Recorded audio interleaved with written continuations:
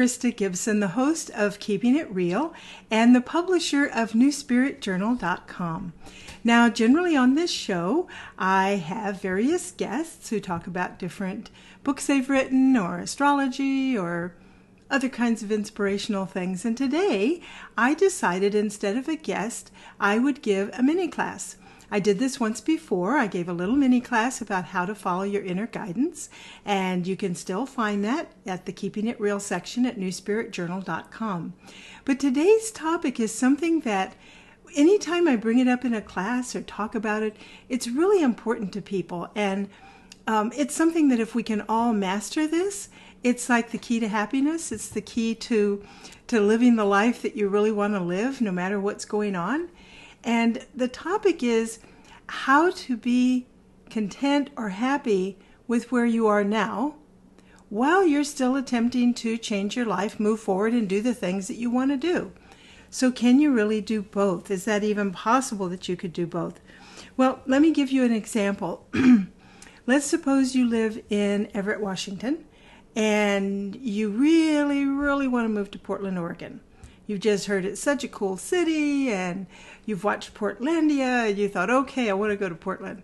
So you start thinking and planning and doing, and you end up just hating being in Everett. You hate it, because you really want to be in Portland.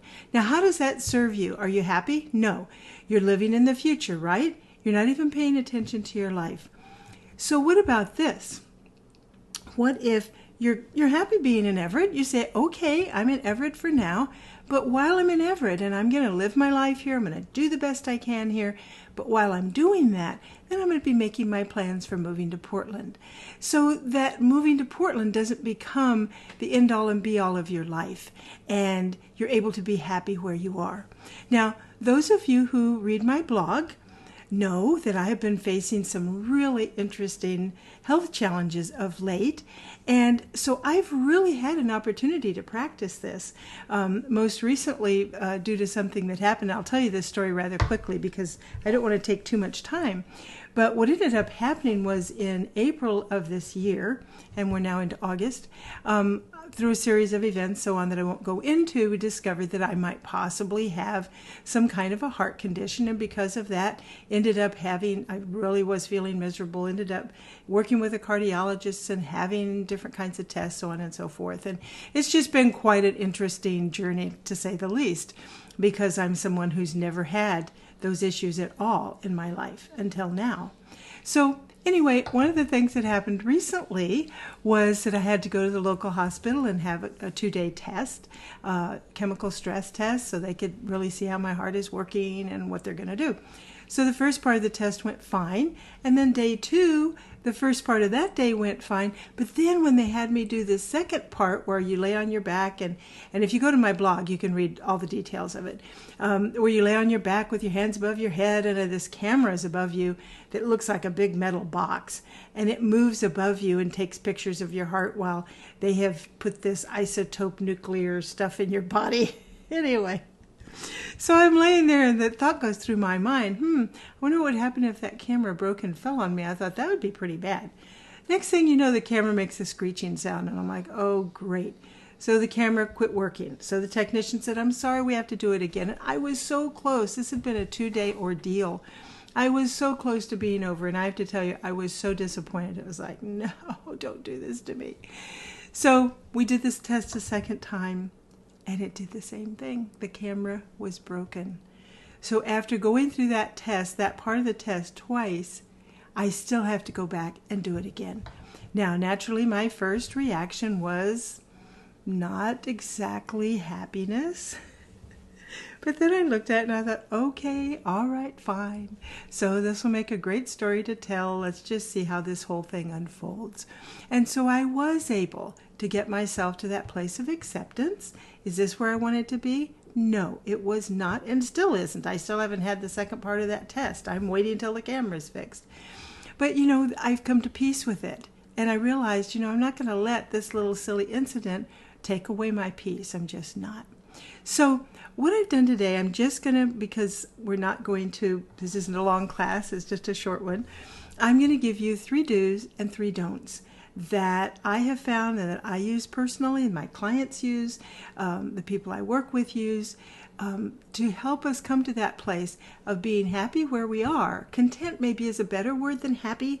Happiness has to have that I don't know, that sense of whoop-de-doo and, oh, you're always going to be happy with a smile on your face. You can have difficulties in your life and not have a smile there and still be content inside. So these all work together. Anyway, 3 do's and 3 don'ts. So my first do is to ground yourself in the present. So no matter what you're doing, really pay attention. If you're washing dishes, wash dishes. Feel the suds, feel the soap, feel the plates, the cups in your hands. If you're walking down the sidewalk, be aware of your feet on the pavement, of your arms swinging, of whatever's around you, whether it's trees or stores or people. Whatever you're doing, if you're playing with your children, play with your children. If you're reading, read. Be completely 100% present to yourself, not in the past and not in the future. Number 1, just ground yourself in present day reality and pay attention to whatever's going on in your world. The second, have some kind of a spiritual practice or practices and stay with them. Whatever your tools are, whether it's things like meditation, yoga, prayer, contemplation, reading the Bible, reading the Gita, whatever it is for you that works for you, keep doing that and have these practices built into your life in such a way that they're just part of it. It's just a natural thing that you get up and meditate, or it's a natural thing that you get up and read, or take a walk in the woods, or do your art, whatever your spiritual practice is. And, I think it's really important not to judge each other's spiritual practices, because what I've learned is a spiritual practice that you love and treasure and it's just everything to you, for 10 years, you can suddenly turn a corner and go, I'm supposed to do something else now? Well, isn't that interesting? So, but whatever it is, you need to have something that is a regular spiritual practice. So another do, ground yourself and then have a spiritual practice or practices that are a part of your daily life. And the third do is to be open to new ideas, new people, new events, new circumstances. When we're attempting to create something new, and it doesn't have to be actually moving, it can be a new business, it can be a new relationship, whatever that may be, it can be really easy to close yourself off because you get so absorbed in what you're doing or what you're trying to create that you're not open to new things. And I have found that frequently it's something new that I hadn't even thought of or didn't even know about that is the key that I need to move forward. Now, in my case, a really interesting thing that happened recently. Now, I've worked with crystals and stones for years. Many have passed through my life. But through a series of events, I was introduced to black kyanite. And now I'm used to blue kyanite. I have blue kyanite. I've worked with it. I've passed it along to others. Black kyanite, So I looked it up. It's known to be one of the major healing stones. Who would have thought that a black stone, yes, I've used black stones, many black stones, obsidian and some of the other black stones, for different things. But this is specifically for healing and for lining up your meridians, for lining up your chakras, and the heart was even mentioned. Isn't that interesting? So I found a piece of black kyanite. I just love it. It looks like a feather, doesn't it? And above it is a piece of rainbow topaz, another stone I didn't know existed. And basically it's clear topaz that's been treated. It's been being around since the 90s. Who knew? I didn't. Much as I'm tuned in to stones and crystals, I didn't know. So I got this pendant. I've been wearing it for a few days. Now, I could have been really close to that and said, who the heck wants to wear a black stone on a pendant? I usually carry black stones in my pocket because they're for grounding. But in this case, I want it in the center of my body in terms of balancing chakras and maybe working with my heart energies. So I was open to that. So my point here is, even though I said have your spiritual practices that you're committed to, be open to new ideas, new things, new people. And at the same time, don't go Don't go to the other extreme where you're chasing every little single thing that comes down. I call it, magpie spirituality. You see a little shiny thing and you go after that. And while you're going after that one, something else shines. So you go running over here.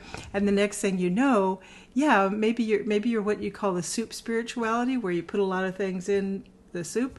But, if the things that you put in there don't work well together, not going to be so good. So be open to new things, but don't chase every new thing that comes down the road. So what are my don'ts? Okay, don't complain and whine.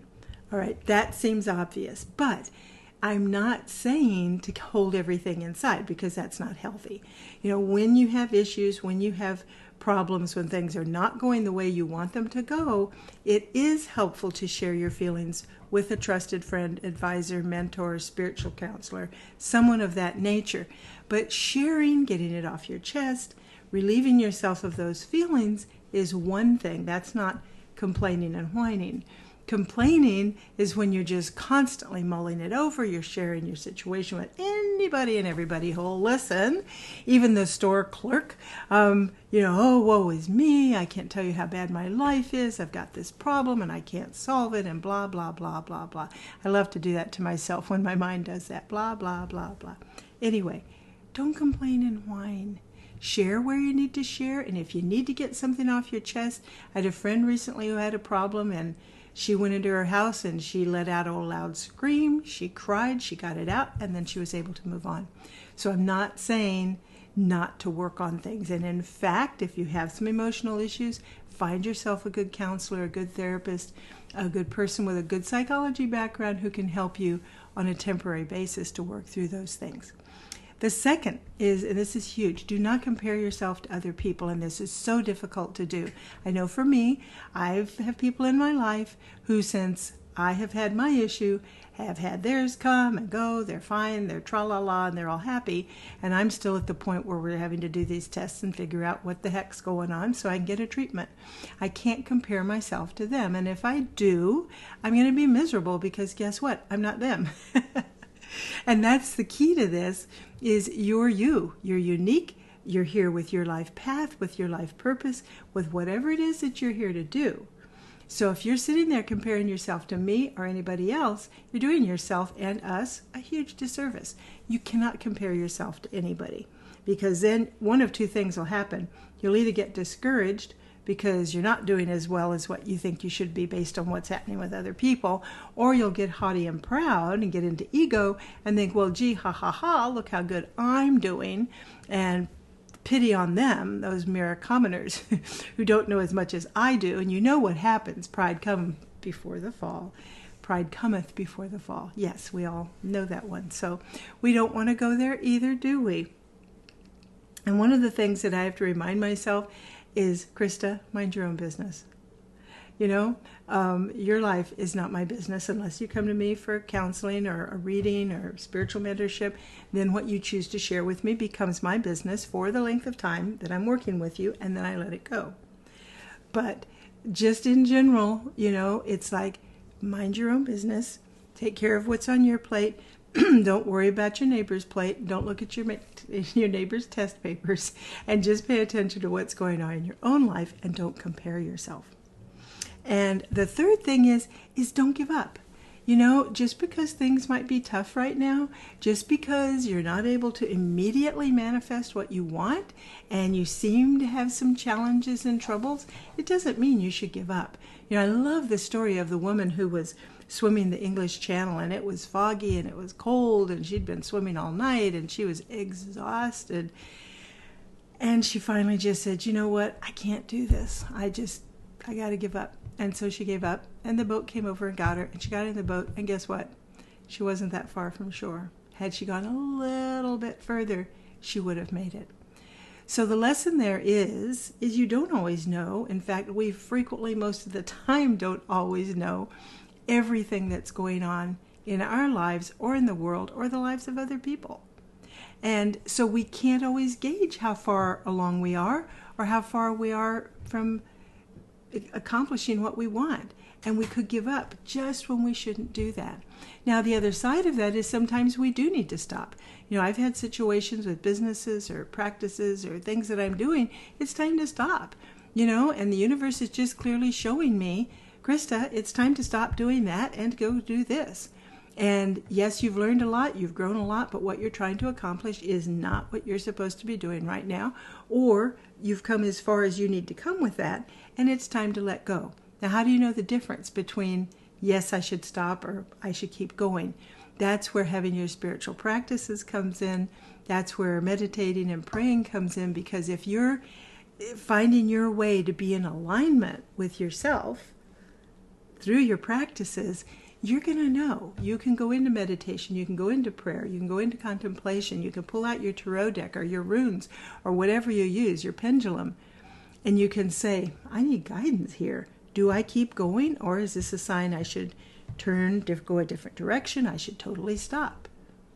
But in general, have the attitude of, universe, I'm not giving up on this until you show me purely, simply, and absolutely that that's what I need to do. So let's review them. We're almost done. 3 do's. It's ground yourself in the present. Pay attention to the details of your life. Have a spiritual practice. Stay with it. 3, be open to new ideas, new people, new practices. Those are the do's. The don'ts is don't complain or whine. You can share, but don't complain or whine. Don't compare yourself to other people, and don't give up. So there you have it. You have 6 ideas. As I said, I'm sure you have many others, and I know when I've discussed this topic in a class setting, we've gone on much longer than this. But this will help you learn how to be content with where you are in your life, which is really, that's what enlightenment is being content with where we are while we are moving forward and doing the things that we need to do to accomplish, become whoever it is we're supposed to be in this lifetime. Thank you for spending a few minutes with me today. I hope this has been helpful to you. There's a place for comments below, so if you want to comment, go ahead and check out newspiritjournal.com. You can also check out my website, KrystaGibson.com. And if I can help you with spiritual counseling, mentoring, tarot work, anything like that, send me an email, let me know, and I'll be happy to work with you. Have a great day.